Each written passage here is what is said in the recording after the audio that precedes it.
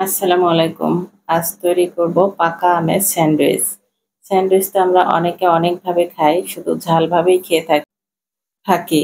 আজ তৈরি করব মিষ্টি স্যান্ডউইচ। এই জন্য প্রথমে ফ্রাই প্যানে আমি 1/2 কাপ দুধ দিয়ে নিয়েছি। আমি আমের খিরসা তৈরি করব, এজন্য দুধ দিতে হবে। দুধটা যদি ঘন করা থাকে তাহলে আরো বেশি ভালো হয়। এই 1/2 কাপ দুধের মধ্যে দিয়েছি 2 টেবিল চামচ চিনি এবং 2 টেবিল চামচ কনডেন্স মিল্ক।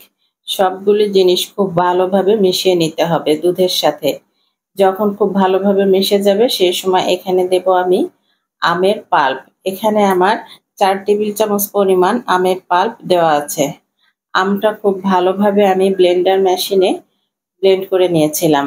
দেখুন খুবই সুন্দর খিরসা তৈরি হয়েছে। যখন প্রত্যেকটা জিনিস খুব সুন্দরভাবে শুকিয়ে আসবে সেই সময় এখানে দিতে হবে গুঁড়া দুধ। এখানে আমি 4 টেবিল চামচ গুঁড়া দুধ ব্যবহার করেছি। এখানে যত বেশি গুঁড়া দুধ ব্যবহার করা যাবে এর স্বাদটা ঠিক ততটাই সুন্দর আসবে।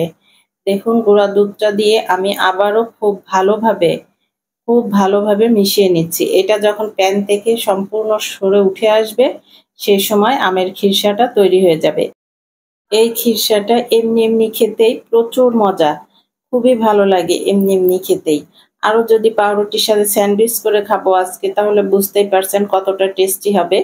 এবার আমি নিয়েছি 1 পিস পাউরুটি। এখানে আমি 1 পিস পাউরুটিকে 4 টুকরা করে বানিয়ে নিয়েছি।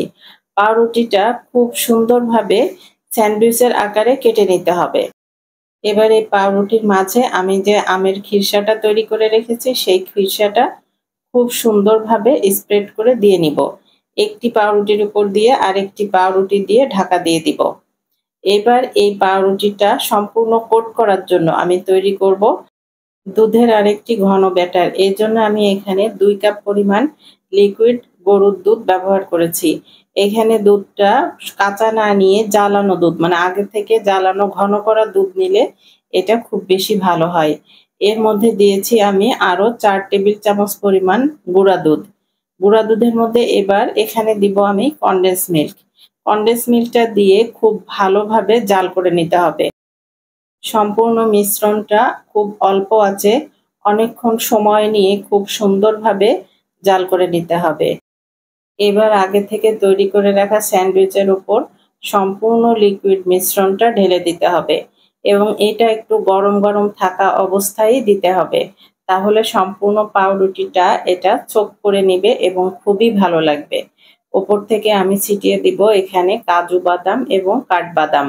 এখানে বাদামটা অপশনাল, আপনারা না দিলে দিতে পারেন, কিন্তু এই বাদামটা দেওয়ার পরে এর টেস্টটা যেন দ্বিগুণ হারে বেড়ে যায়। এর আসল স্বাদ পেতে হলে অবশ্যই এটি ঠান্ডা করে তারপরে খেতে হবে। তৈরি হয়ে গেল আমার মজাদার আমের স্যান্ডউইচ। আশা করি আপনাদের ভালো লেগেছে। ভালো লাগলে লাইক, কমেন্ট, শেয়ার দিয়ে পাশে থাকবেন। আল্লাহ হাফেজ।